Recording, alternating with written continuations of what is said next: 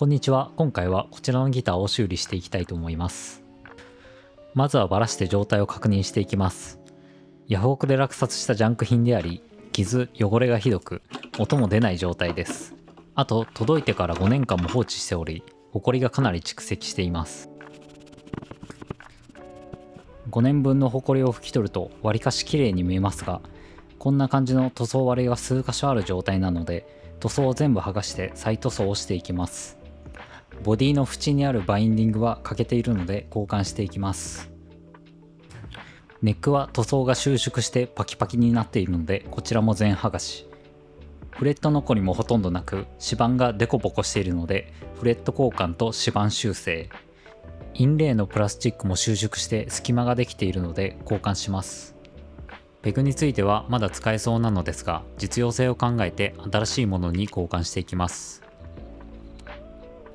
幸いにもトラスロットに関しては締め、緩みの方向どちらにも動いてくれたので交換はせずに済みそうです。電装系については実用性を考えて新しいものへ交換しようと思います。50年前の音を聞きたかったのでピックアップは再利用したかったのですがフロントピックアップが断線していて直しようがなかったのでフロントピックアップのみ新品に交換しようと思います。再利用可能な金属パーツについては錆び落としを行っていきます。途中で追加された作業などもあり最終的にやったことはざっとこんな感じになりました。ちなみに落札当初は50年以上前の国産ビザールという情報しかなかった謎ギターでしたが調査して正体が判明したので詳細については後ほど解説していこうと思います。それでは作業を始めていきます。ヒートガンで塗膜を柔らかくした後刃物を使って剥がしていきます。素直に剥がれてくれるタイプの塗装だったので今回は作業がしやすかったですがたまに粘度が高く素直に剥がれてくれないものもありそういう個体に当たるとこの作業は一気に地獄になります。塗装を剥がして分かったのですが木部の至る所がデコボコしておりわりかし適当に作られている感じがありました。こういった加工の甘さから感じられる当時のビザールギターの哀愁も好きですが目的は実用性のあるギターに仕上げることなので綺麗に修正していこうと思います。ヘッド側面の木部が浮き上がっているので紙やすりで研磨してシルエットに合うように整えていきます。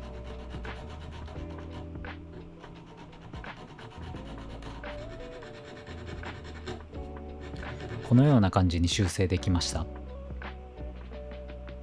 ネックグリップの直線が出ていないのでこれを修正していきます。紙やすりを貼り付けた角パイプでまずは頂点の平面を出していきます。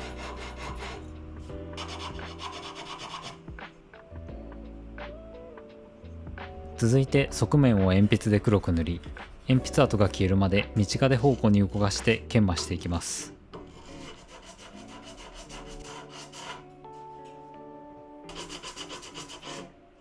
削り終わったらヘッドの付け根部分に段差ができるのでクリコ刀と紙やすりを使って整えていきます。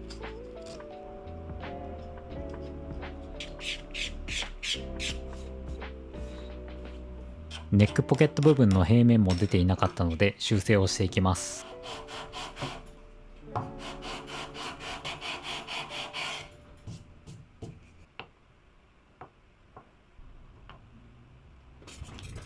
ネックポケット付近の傾斜部も修正します。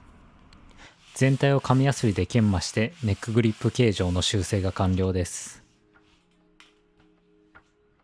続いてフレット交換をしていきます。まずはナットを取り外します。続いてフレットを外していきます。外してみて分かったのですがフレットを固定するタングの部分がかなり適当に作られています。スリットを入れてバリを作り杭の機能を持たせようとしたのでしょうか。とても固定できるとは思えない仕様です。フレットを抜くときに指板が欠けてしまわないよう水で浸した後ハンダゴテで温めてから抜くようにしています。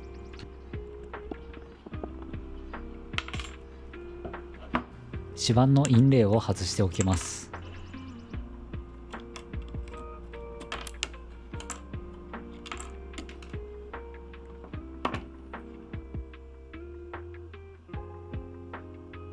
指指板に凹凸があるためこれを修正していきます。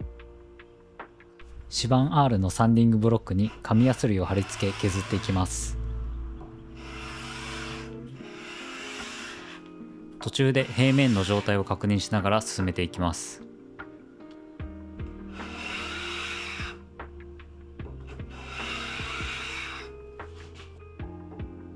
無事平面を出すことができました。指板端のバインディング部分がかなり傾斜しており、このままフレットを打つとフレットの端が浮いてしまうため、バインディングを交換することにしました。アセトン系の接着剤をつけて刃物で剥がしていきます。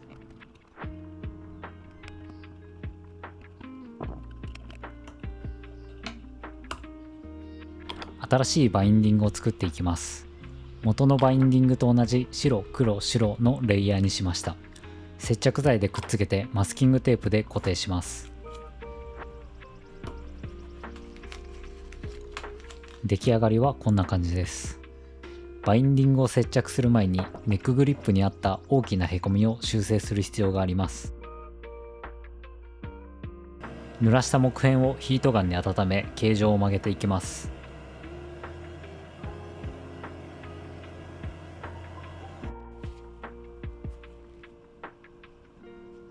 接着剤をつけてマスキングテープと輪ゴムで固定します。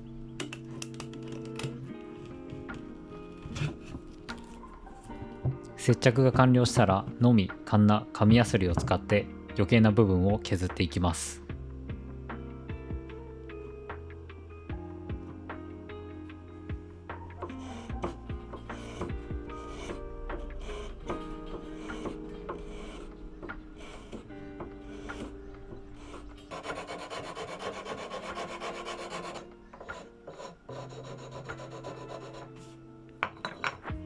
へこみ部分の修正が完了です。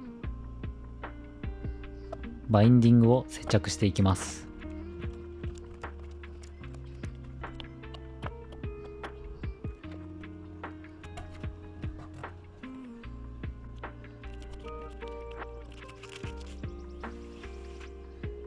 接着完了後、豆カンナサンディングブロックを使ってはみ出ている部分を削っていきます。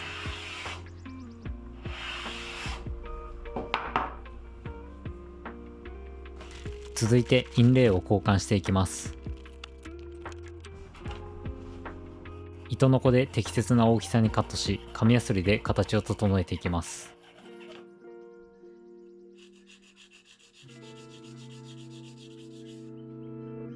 インレイを指板に当ててシルエットを描き、描いた線に合わせて彫刻刀とのみで加工していきます。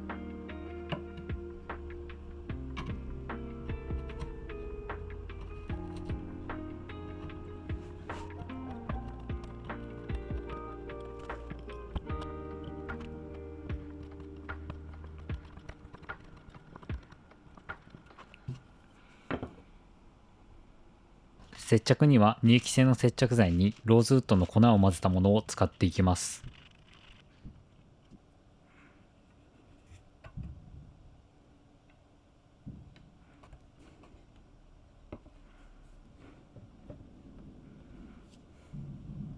接着剤が乾いたらはみ出ている部分をサンディングブロックで削っていきます。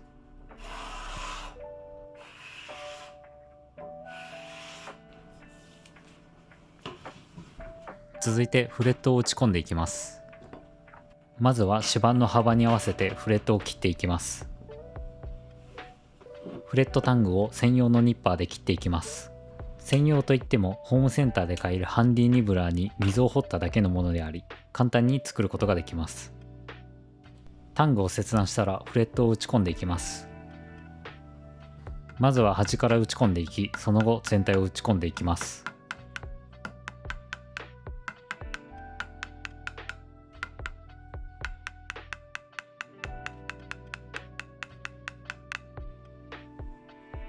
打ち込み終わったらシックネスゲージで隙間がないか確認していきます。その他のフレットも打ち込んでいきます。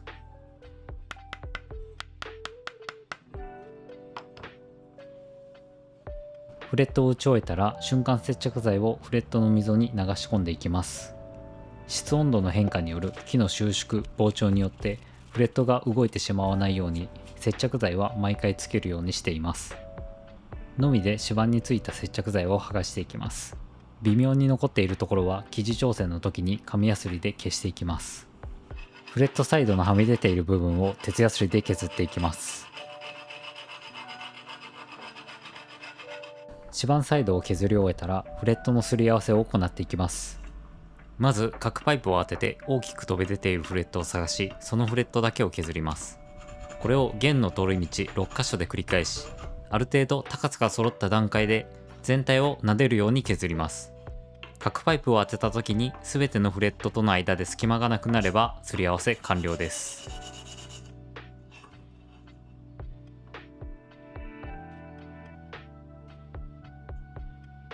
フレットすり合わせ完了後、フレットのエッジを丸めていく処理をしていきます。側面が丸くなっているタイプの鉄やすりを使用しています。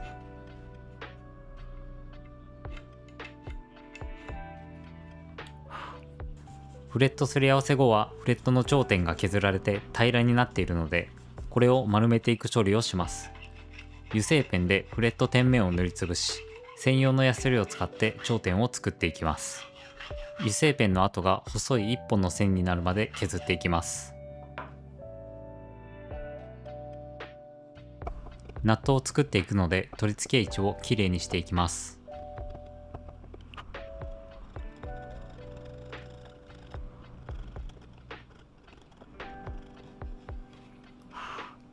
ここでゼロフレットをつけていきたいと思います。ゼロフレットとはナットの隣に配置された0番目のフレットのことであり、主に1960年代から1970年代のギターに見られる仕様です。ゼロフレットのメリットとしては、指で弦を押さえずに弾く開放弦の音色と指で弦を押さえて弾く時の音色に差がなくなることです。また開放弦のサスティーンが向上することが挙げられます。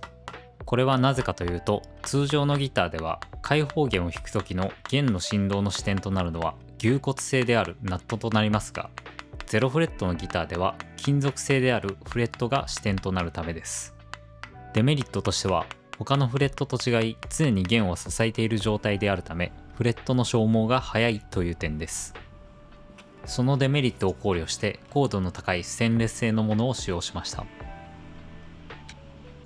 続いてベルトサンダーでナットの形を作っていきます。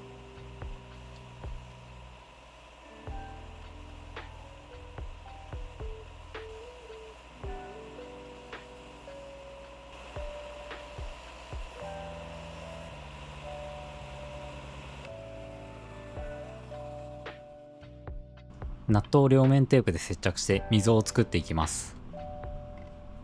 1弦側と6弦側それぞれ端から 4mm くらいのところにマーキングをし、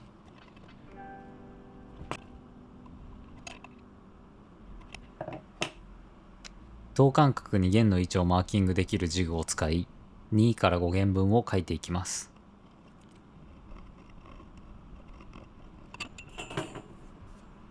フレット溝用のヤスリを使って溝を作っていきます。この時点では溝は浅めにしておいて、最終的な深さの調整は弦を張ってから行っていきます。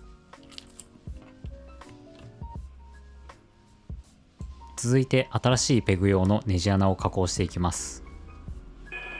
まずは元々あったネジ穴をドリルで拡張し、埋め木をしていきます。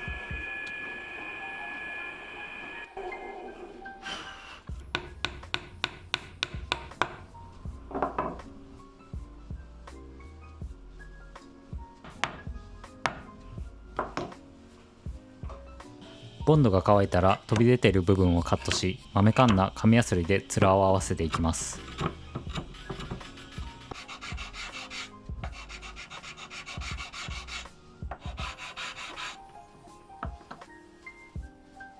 ペグネジ穴用のテンプレートをくっつけてドリルで加工したら完了です。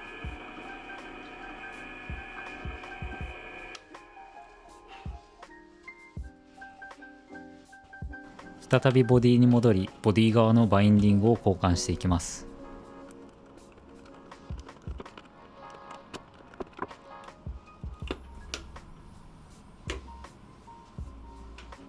ババインディングを剥がし終えたらランダムサンダーで残っている中塗りの塗装を削っていきます。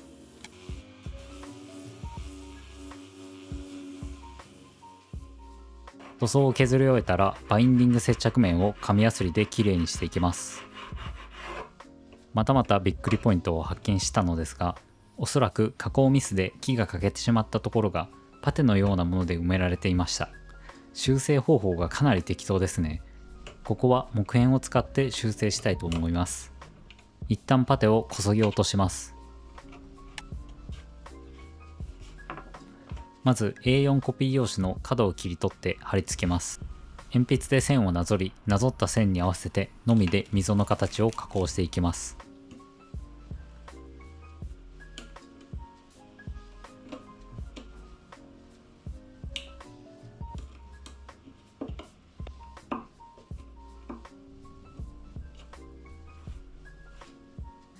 溝の底面を紙やすりで整えます。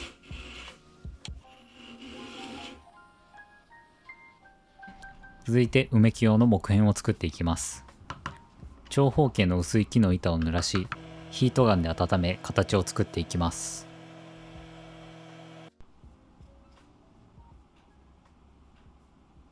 形ができたら南京カンナで大まかにサイズを調整します。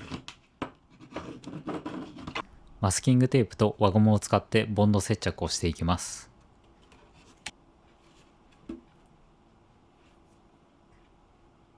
ボンドが乾いたらマスキングテープを外し、余計な部分をのみと紙やすりで削っていきます。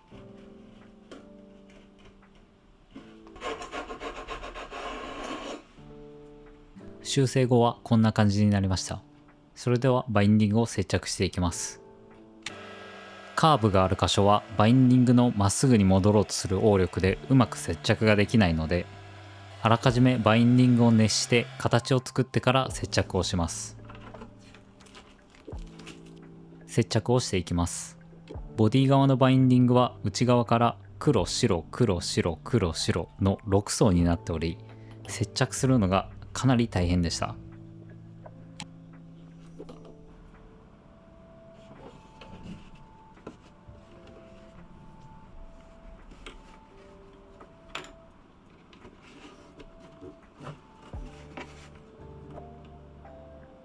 続いて金属パーツを磨いていきます。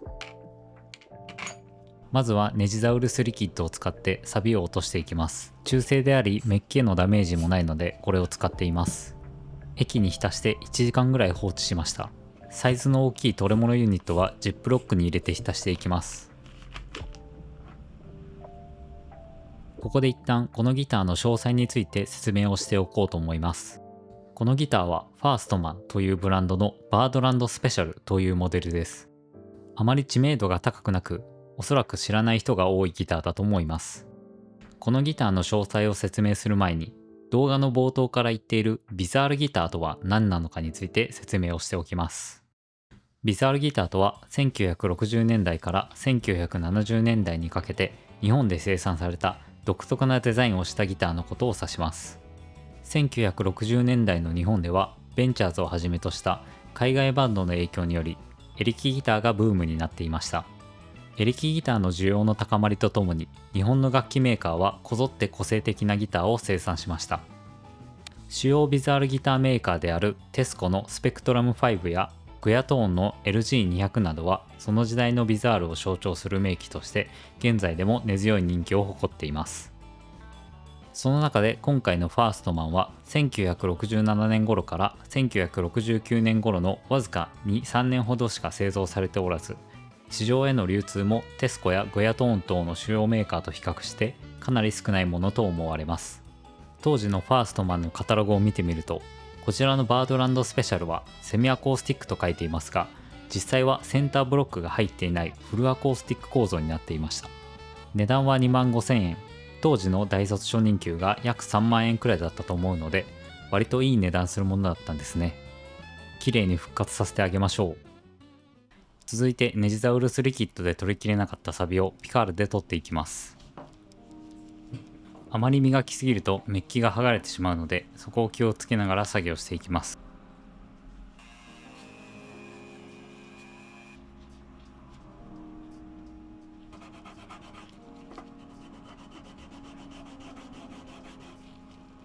研磨した後はメッキの保護剤を吹き付けていきます。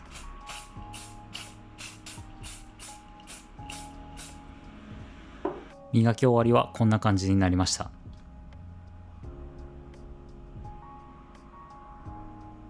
どう頑張っても取れない黒ずんだサビについてはこのままにしておきます。これ以上やるとメッキがなくなってしまいそうなので。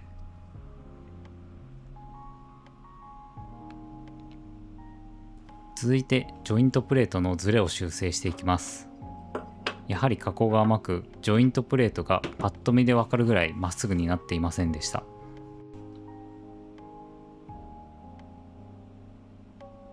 修正をしていきます。まずボディとネックのもともと開いていた穴を埋め木していきます。ジョイントプレートを押し当てて穴の部分をけがいていきます。けがいた4つの丸の端を線でつなぎます。そうすると丸の周りに四角ができます。この四角の角を対角線上に線を引くことで円の中心を出すことができます。円の中心を狙って穴を開けていきます。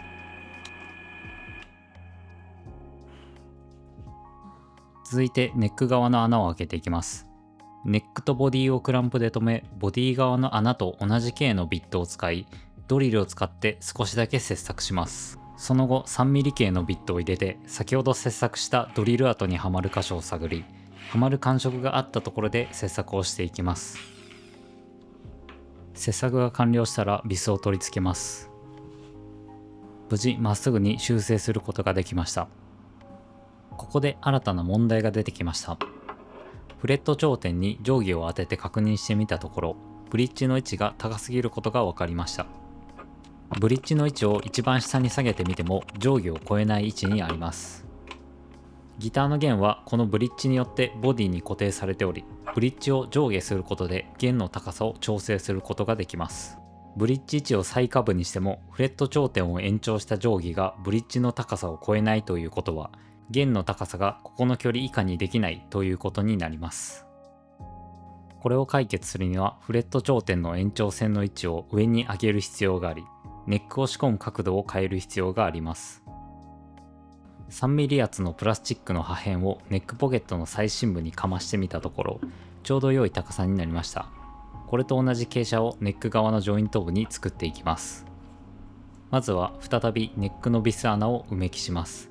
その後 3mm 厚の木片を接着し、末端部を頂点とした傾斜を作れば完了です。このままボディに取り付けると側面の接触する部分の上の方に隙間ができてしまうので、これを修正していきます。ボディ接触部と平行になる線を描き、その線に合わせてのみと紙やすりで加工していきます。修正をすることができました。これでネックの角度修正は完了です。続いてナットを加工し、仮組み音出しをしていきます。ネックを取り付けて弦を通します。ナット溝の深さを調整していきます。ゼロフレットが弦と接触し支点となる深さまで調整していきます。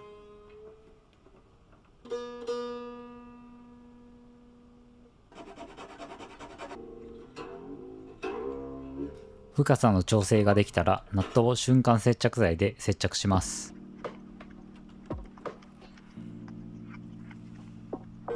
弦をチューニングし、すべてのフレットで音の詰まりがないか確認をしていきます。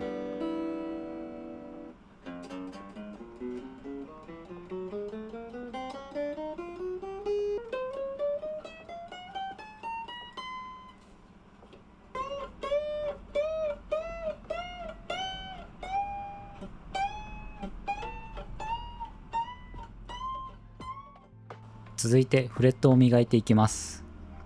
指板を汚さないようにマスキングテープで保護をしていきます。スポンジやすりで研磨をしていきます。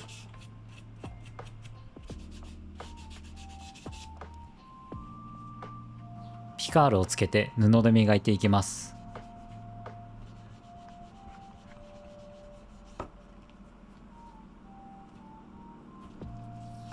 マスキングテープを剥がして磨き終わった姿はこんな感じです。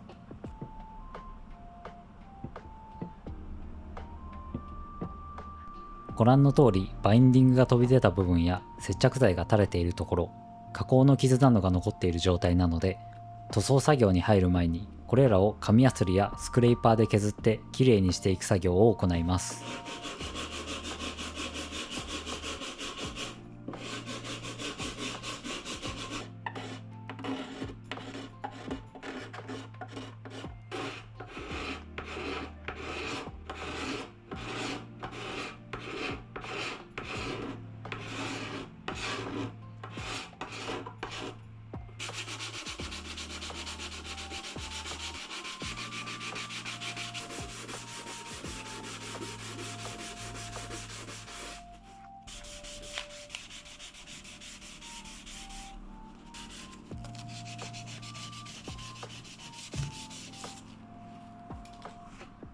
生地調整完了後はこんな感じになります。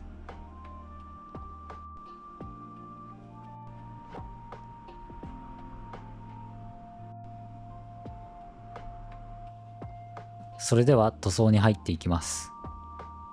下塗りのウッドシーラーを塗った後、中塗りのサンディングシーラーを塗っていきます。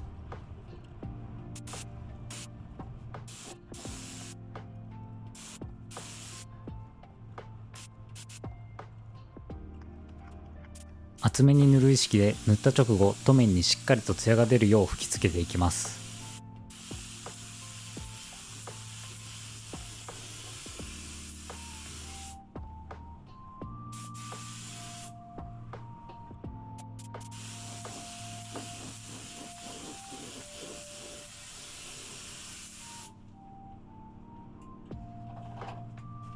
合計で8回塗り重ねました。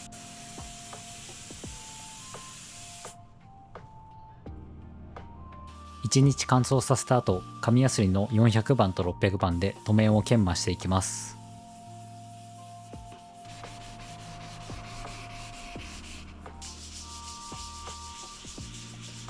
ヘッド表面は3プライのエンビータが貼ってある仕様であったため、サンディングシーラーは塗りませんでした。直接クリアを吹き付けていくので、エンビータの表面を研磨して整えていきます。どれだけ削っても取れない白い斑点がいくつかありました。おそらく2層目の白が下から浮き上がってきているもので、樹脂成形の段階でできてしまったものと思われます。おそらくクリアを塗ったら目立たなくなると思うので、このままにしておきます。サンディングシーラーの研磨が完了したらクリアを塗っていきます。サンディングシーラーの時と同様、厚塗りを意識して艶がよく出るように塗っていきます。クリアは合計で10回ほど塗り重ねました。こ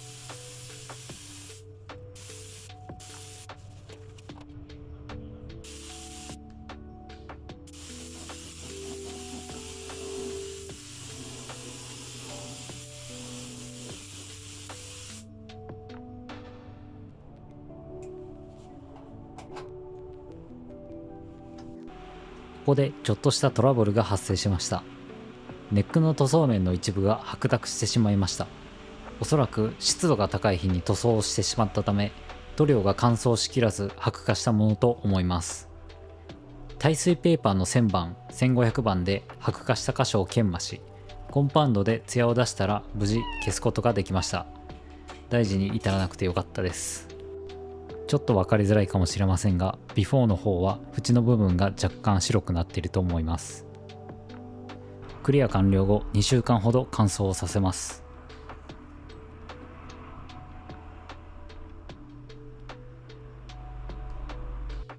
塗料が乾いたら耐水ペーパーの1000番と1500番を使って塗面を研磨していきます。まずは円を描くように全体を研磨し、仕上げに傷の向きを長手方向に統一するよう磨いています。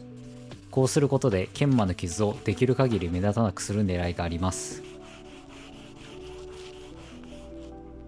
隅々まで艶を消すことができたらサンディングは完了です。続いて艶出しをしていきます。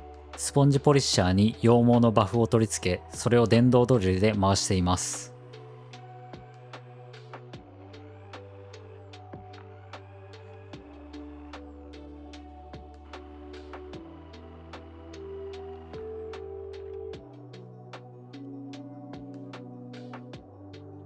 狭いところは SK11 の艶出しアフロ君を使って磨きました。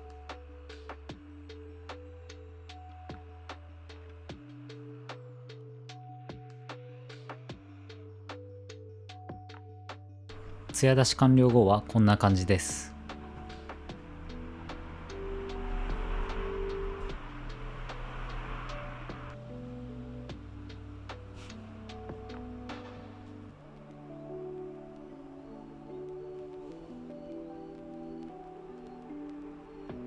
外の木もバッチリと映ってくれています。電装パーツのハンダ付けをしていきます。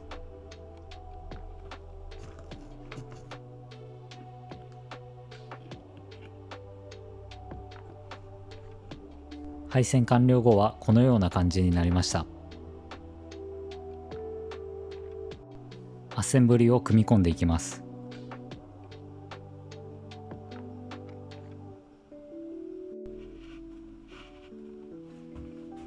収縮チューブをボット用の穴から通してボットの先端に装着し、引き上げる方法を取ろうと思いましたが、あんまりうまくいかず、結局2時間ぐらい格闘していました。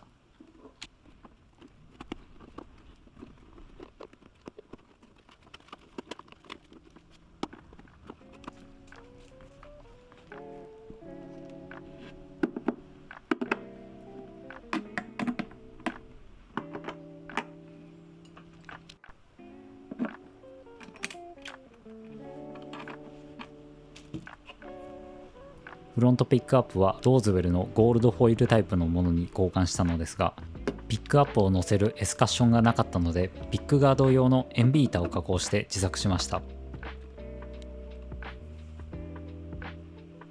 謎のシールがついたピックガードはシールを剥がして研磨しきれいにしました。このままだと新しいピックアップのエスカッションに干渉してしまうので、トリマで加工して装着をしました。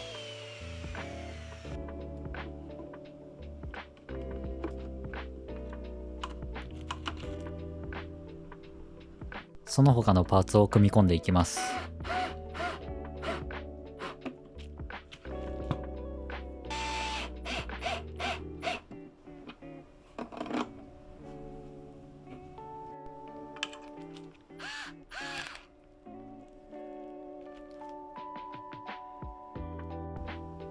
今回トラスロットカバーにチャンネル名のロゴを入れてみました。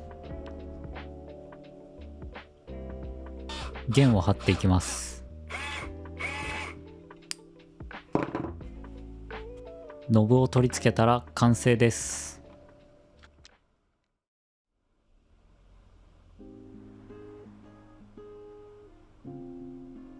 50年以上前のビザールギターを本気で直すというのは初めてのことで、ビザールギター特有の作りの緩さとか適当さに対して終始ツッコミを入れながら作業を進めていました。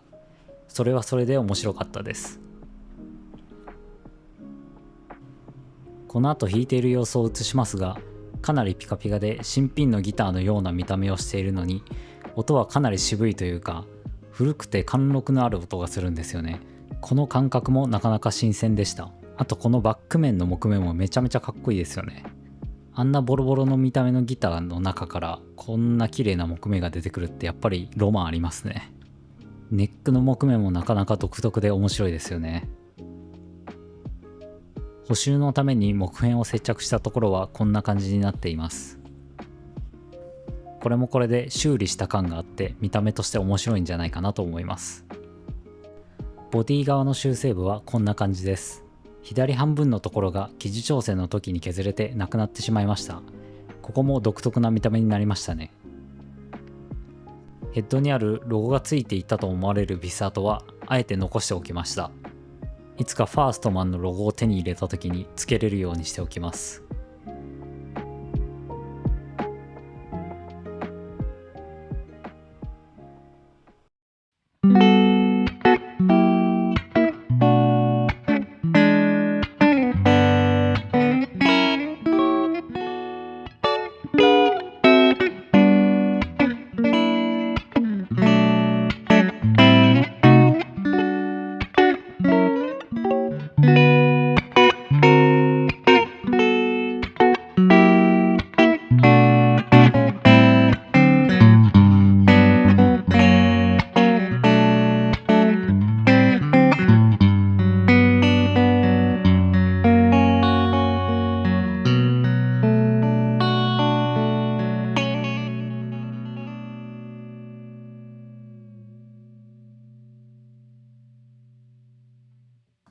ご覧いただきありがとうございました。